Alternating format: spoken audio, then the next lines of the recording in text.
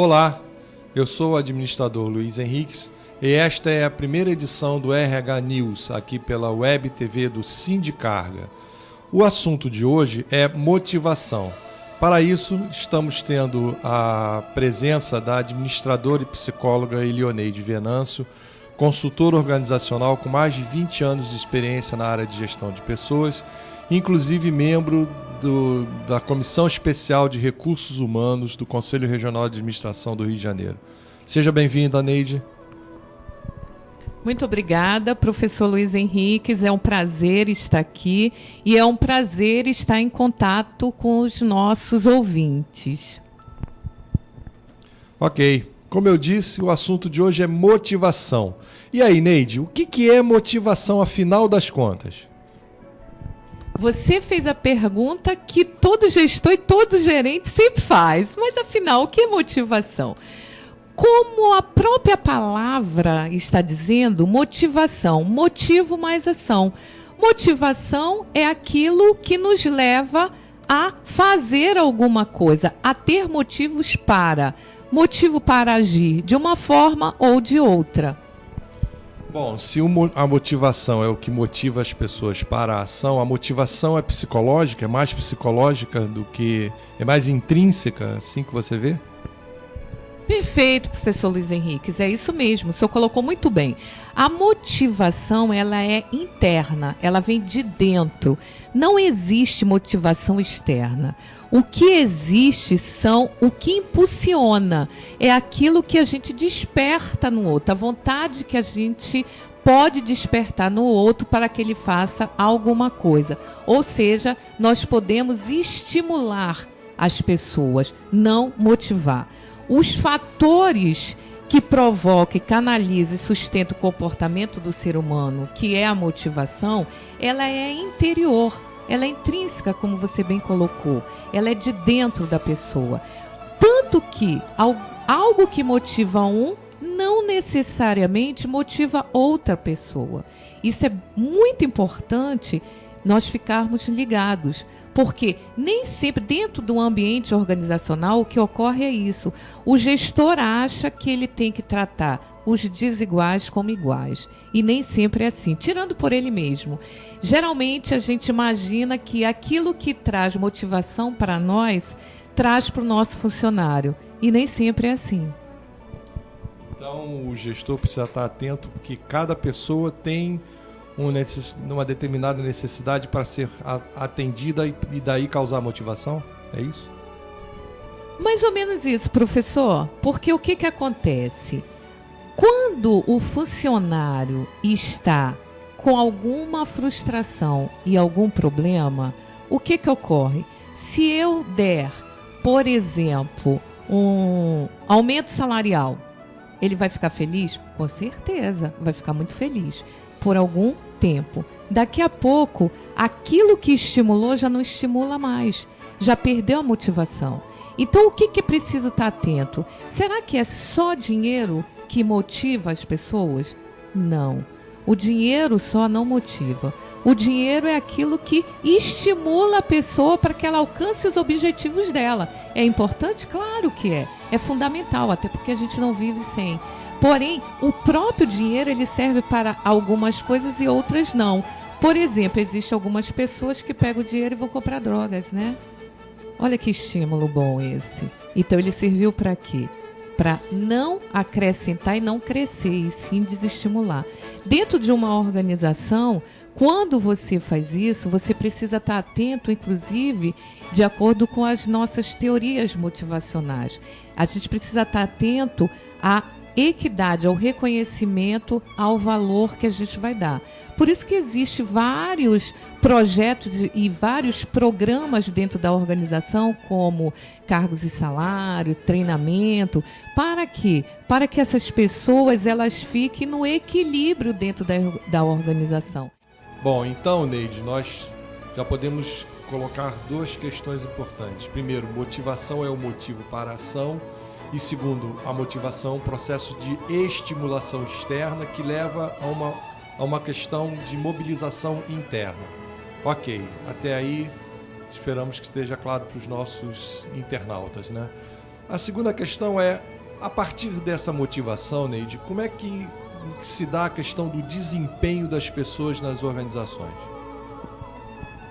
Excelente pergunta, professor, muito boa. A questão do desempenho está ligado diretamente à questão da motivação. Ou seja, eu só faço aquilo que eu quero fazer, já que ela é interna. Nos leva a escolher uma coisa ou outra, aquilo que nos dá mais prazer ou aquilo que a gente tem mais necessidade. Não é verdade? Então, o desempenho é a mesma coisa. Se eu vejo que o meu funcionário ele não está muito bem, se eu vejo que ele está desmotivado, o que eu preciso saber? O que está levando a essa pessoa para esse caminho? Que fatores, que necessidades ele está tendo que não estão sendo atendidas? Eu não estou querendo dizer aqui que muitas vezes quando eu estou dando aula, que eu falo algumas coisas nesse sentido, os alunos pegam, professor, então a gente tem que ser pai. Não é isso, não. É claro que quando nós contratamos uma pessoa, ela quando assina aquele papel, ela sabe quais são os direitos e os deveres dela. Porém, muitas vezes ela assina esperando que aqueles direitos sejam cumpridos e muitas vezes não são. Então, isso desestimula. Quer ver um exemplo, Luiz? É muito claro. Quando você entra dentro da organização, você está cheio de gás. Todo empolgado, primeiro dia. Dentro de 2 meses, isso cai. O que levou? O ambiente do trabalho, a própria liderança. Que tipo de liderança foi exercida? Existem algumas organizações que você entra e a pessoa diz assim, o colega, o funcionário, às vezes até o chefe diz assim, muito bem, bem-vindo ao inferno. Olha que tipo de motivação você está, que cartão de visita. Então, isso está diretamente ligado ao desempenho. Claro que se nós colocamos que os seres humanos, eles são movidos por forças internas, que são os fatores intrínsecos ao ser, se eu recebo esse tipo de estímulo, que desempenho a gente pode esperar disso? Imagine você, que tipo de desempenho você pode ter de alguém que recebe um estímulo como esse? Então está diretamente ligado. À medida que você quer que a pessoa produza e traga resultado para a organização, ela precisa ser estimulada para isso. Como ela pode ser estimulada para isso? Primeiro, tratamento muito bom, sendo bem tratada. Segundo, fazendo cumprir aquilo pela qual ela foi contratada. Às vezes as pessoas entram na organização, elas são contratadas para fazer alguma coisa e desvirtuam totalmente aquele papel dentro da organização, aquele papel que ela teria dentro da organização. Isso desestimula.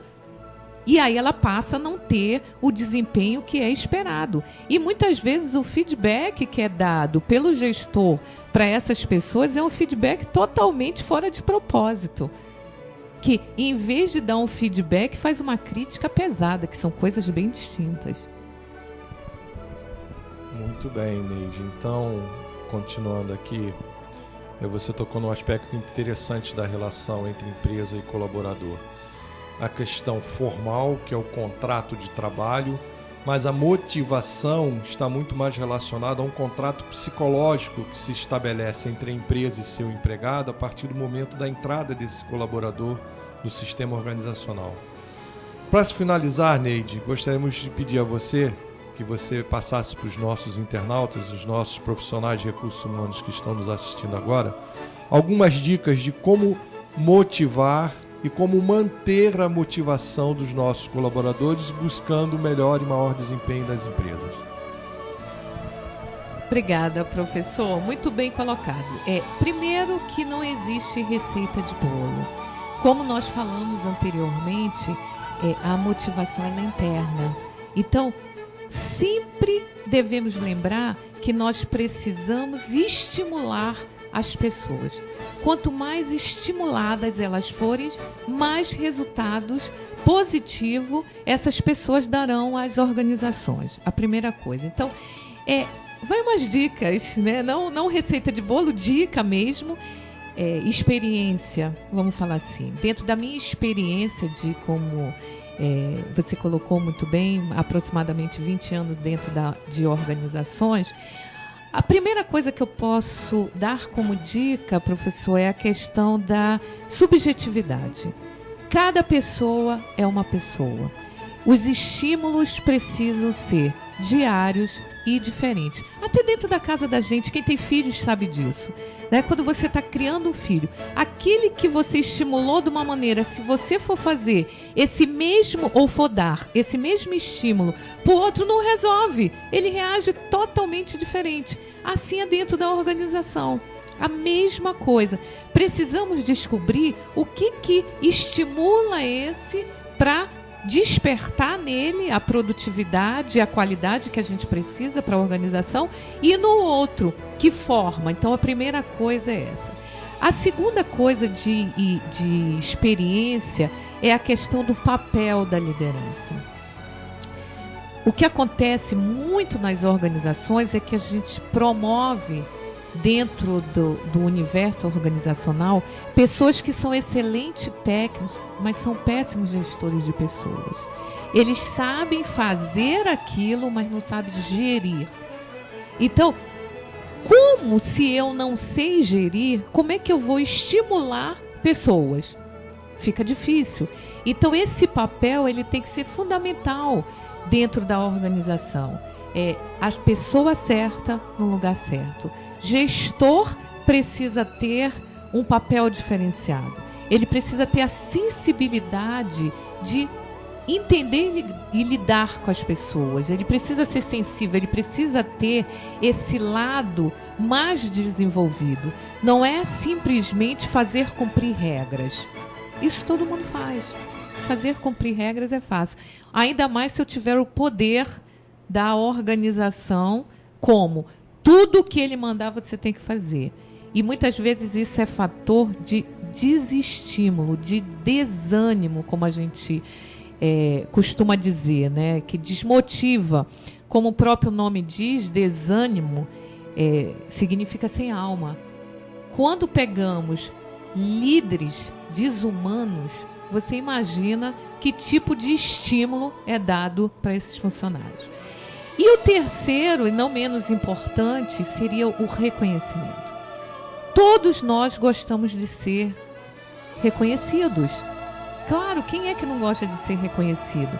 Reconhecimento pelo trabalho bem feito, reconhecimento porque deu o seu melhor, reconhecimento porque fez daquele dia um dia especial para aquela organização. Aliás, as organizações vivem porque existem as pessoas. E a gente escuta muito dentro das empresas, professor, uma coisa muito interessante. Mas ele é pago para fazer isso. Então, se ele é pago, não faz mais do que a sua obrigação. Então, eu não preciso reconhecer nada. Muito pelo contrário. E aí eu coloco a questão da empatia, no sentido de, às vezes eu acho que eu não preciso ser reconhecido e o outro também não. Porém, nós temos fatores internos diferentes.